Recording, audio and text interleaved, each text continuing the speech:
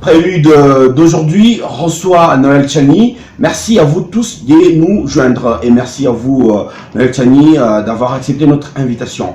Dites-nous, ce qui peut être considéré aujourd'hui d'affaire Vital Kamerhe n'est pas finalement une particularisation d'une situation générale dans ce pays?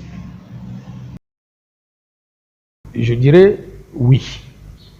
Pourquoi? Parce que la République démocratique du Congo, notre pays, est classé parmi les pays les plus corrompus de la planète. Transparency International l'a dit, toutes les organisations de la société civile l'ont dit. Professeur Luzolo Bambi a estimé que chaque année, la RDC perd de 10 à 15 milliards de dollars sous forme de fraude fiscale, détournement des fonds publics. Le président Thabo Mbeki d'Afrique du Sud a estimé que 85% des revenus des ressources naturelles, la RDC n'entre pas dans le budget national, mais plutôt dans les poches des individus. En réalité, tous les services publics, les institutions publiques, les entreprises publiques, les services de l'État, les régies financières, toutes ces institutions publiques ont été littéralement privatisées. Les gens se servent et se sont servis à la caisse. Donc aujourd'hui, le procès contre Vital Kamerhe pour corruption et détournement des fonds publics n'est qu'un cas particulier parmi tant d'autres qui constituent la généralité en République démocratique du Congo. Si nous voulons nous développer en tant que pays, nous devons mettre fin à ce genre de pratiques à travers l'application rigoureuse des lois congolaises dans la lutte contre la corruption, le détournement des fonds publics et la prédation des ressources naturelles. Dites-nous, Noël Tchani, dans quelle mesure les directeurs des cabinets ou d'un chef de l'État est-il politiquement autonome? Moi, je dirais que, comme dans tout service, quand on est président de la République, on a un directeur de cabinet ou on a des conseillers qui peuvent être 30, 40, 50, et on a même dit qu'ici en République démocratique du Congo, on a près de 741 conseillers au niveau donc de la présidence. Le chef de l'État définit à travers son directeur de cabinet les thèmes de référence qui lient ce conseiller-là au directeur de cabinet ou bien à la présidence de la République. Tout comme le chef de l'État définit aussi les thèmes de référence du travail du directeur de cabinet. On dit par exemple que le directeur de cabinet gère le personnel, il engage la présidence de la République à travers sa signature et avant la mise en place du gouvernement, on avait même donné au directeur de cabinet la responsabilité d'engager des dépenses publiques. Mais il engage ces dépenses publiques conformément aux thèmes de référence qui lui sont donnés par le président de la République. Dans les thèmes de référence, on ne dit pas au directeur de cabinet d'aller détourner de fonds publics.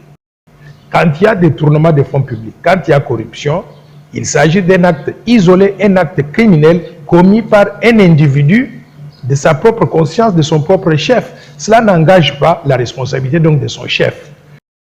Par conséquent, les actes qui seraient malhonnêtes et qui seraient commis par le directeur de cabinet, Vital Kamerhe, n'engagent pas du tout le président de la République, Félix Antoine Tshisekedi. Est-ce qu'il y a lieu de concevoir que finalement il s'agit d'un jeu de rôle? Je dirais non. Quand il s'agit d'un acte criminel, je le disais tout à l'heure, le directeur de cabinet n'agit pas au nom du chef de l'État.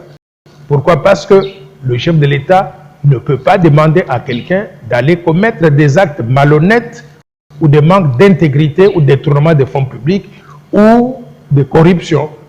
Au nom de qui? Au nom de lui, le chef de l'État. Je doute fort. Donc, moi, je dirais que s'il y a des actes malhonnêtes ou des manques d'intégrité ou de détournement de fonds publics ou de corruption qui ont été commis par le directeur de cabinet ou n'importe quel conseiller à la présidence, cela n'engage que la responsabilité de cette personne-là. C'est la responsabilité civile de la personne, c'est même la responsabilité légale de la personne. Pourquoi? Parce que je ne vois pas un chef de l'État aller écrire dans des thèmes de référence et les faire signer par son directeur de cabinet en lui disant « Allez-y maintenant, vous allez détourner, vous allez être corrompu à mon nom et pour mon compte. Je doute fort que cela donc soit le cas. Mais nous souhaiterions que la justice congolaise puisse se prononcer, parce que la justice ou les juges auront l'occasion d'écouter le directeur du cabinet, de le confronter avec des documents qu'ils ont et de pouvoir déterminer si effectivement il a commis des actes de manque d'honnêteté et si ces actes lui ont été dictés par qui que ce soit. Moi personnellement, j'ai beaucoup de doutes à croire et à penser que le président de la République, Félix-Antoine Tshisekedi, pouvait avoir demandé à son directeur de cabinet d'aller agir en son nom en commettant des actes qui violaient clairement donc la loi ou les lois donc de la République ou la Constitution de la République.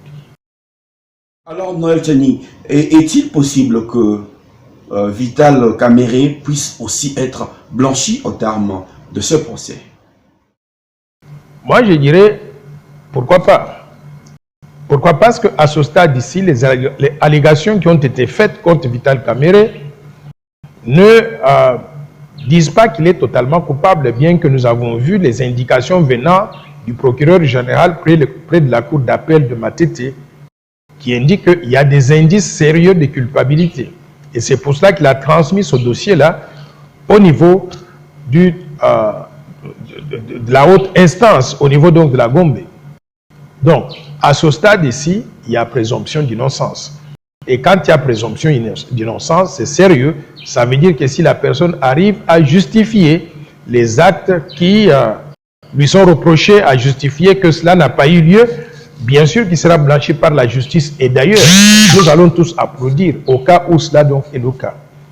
Mais jusqu'à présent, les indications à lire ce qui se passe donc sur les réseaux sociaux, il me semble qu'il aura beaucoup de difficultés donc à convaincre les juges qu'il n'a pas commis des actes de corruption, de détournement de fonds publics. Par exemple, j'ai vu, si cela est correct, j'ai vu sur les réseaux sociaux, on indique qu'il y a eu retrait du compte de l'État, un montant de 9 millions de dollars qui aurait été transféré à une fille qui serait sa belle-sœur, qui ne travaille pas. Et on lui aurait posé la question au niveau du tribunal de Matete. Est-ce qu'il connaissait cette fille? Il a dit oui. Est-ce qu'elle a une fonction publique? Il a dit non. Comment expliquer qu'il y a un transfert dans son compte de 9 millions de dollars? Il n'a pas pu répondre. Si cette allégation est correcte, je ne vois pas comment il va s'en sortir. J'ai compris aussi qu'il y aurait un dépôt qui serait sorti, où les fonds seraient sortis du compte de l'État, le compte donc de 100 jours, comme on appelle ça, du programme de 100 jours.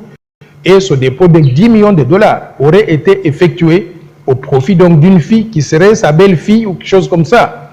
Donc, si ces choses-là s'avèrent être correctes, je pense qu'il sera condamné. Mais à ce stade ici, nous devons tous prier que Vital Kamerhe sorte sain et sauf et qu'il explique clairement aux juges que les faits qui sont allégués ne sont pas corrects et que par conséquent, il est conséquent. Et si cela, et par conséquent, il est innocent. Et si cela donc est le cas, je vois très bien donc la justice le blanchir pour qu'il puisse retrouver donc la vie normale. Mais si ce n'est pas le cas et qu'il est condamné, j'ai peur qu'il puisse donc passer plusieurs années en prison en tant qu'un cas d'école que tout le monde va regarder comme étant un exemple typique de la lutte contre la corruption, la prédation des ressources naturelles, les détournements des fonds publics et surtout les conflits d'intérêts. Merci de vos réponses et merci à vous de votre attention. À très bientôt. Au revoir.